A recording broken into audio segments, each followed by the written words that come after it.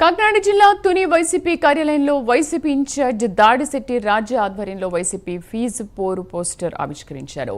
ఈ కార్యక్రమంలో విద్యార్థులు, తల్లిదండ్రులు పాల్గొని జయప్రదం చేయాలని దాడిశెట్టి రాజ్య పిలుపునిచ్చారు. రాష్ట్రంలోని దాదాపు 50% నిర్మించిన 17 మెడికల్ కాలేజీలను సీఎం చంద్రబాబు తన సొంత మనుషులకు అప్పచెప్పాలని చూస్తున్నారని మాజీ మంత్రి ఆరోపించారు. నిరుద్యోగుల తరఫున, ఈ రాష్ట్ర ప్రజల తరఫున, విద్యార్థుల తల్లిదండ్రుల తరఫున వైఎస్ఆర్ కాంగ్రెస్ పార్టీ ఫీజు పోరు గళమెత్తింది. ఖచ్చితంగా ఈ రాష్ట్రంలో ఉన్న విద్యార్థుల తల్లిదండ్రులు అందరూ కూడా ఇది జయప్రదం చేయాలని చెప్పేసి ఈ కార్యక్రమాన్ని అందరూ ఖచ్చితంగా విద్యార్థులందరూ కూడా ఖచ్చితంగా పాల్గొనాలని చెప్పేసి కోరుకుంటూ, ఈ రోజు రాష్ట్రంలో ఉన్న పరిస్థితులు, మరి ఈ రాష్ట్రంలో ఉన్న మేధావులు అందరూ, తెలివైన వాళ్ళు అందరూ, చదువుకున్న వాళ్ళు అందరూ ఎందుకు మౌనంగా ఉంటున్నారో నాకైతే అర్థం కావటం లేదు. ఈ రాష్ట్రంలో 17 మెడికల్ కాలేజీలు రాష్ట్ర ప్రభుత్వంచే కన్స్ట్రక్షన్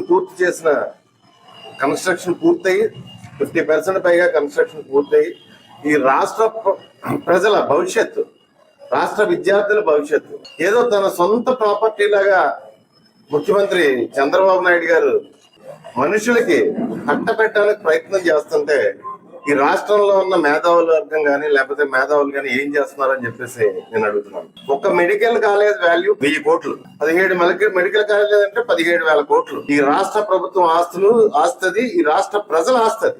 ఆ ఆస్తిని తన తాబేదారులకి రూపాయికి 10 రూపాయికి ఇచ్చేద్దామని చంద్రబాబు నాయుడు ప్రయత్నం చేస్తుంటే ఖచ్చితంగా ఈ రాష్ట్రంలో ఉన్న మేధావులు, విద్యార్థులు, ప్రజలు చంద్రబాబు నాయుడుకి వ్యతిరేకంగా గళమెత్తి ఖచ్చితంగా చంద్రబాబు నాయుడుకి బుద్ధి చెప్పాలని చెప్పేసి నేను కోరుకుంటున్నాను.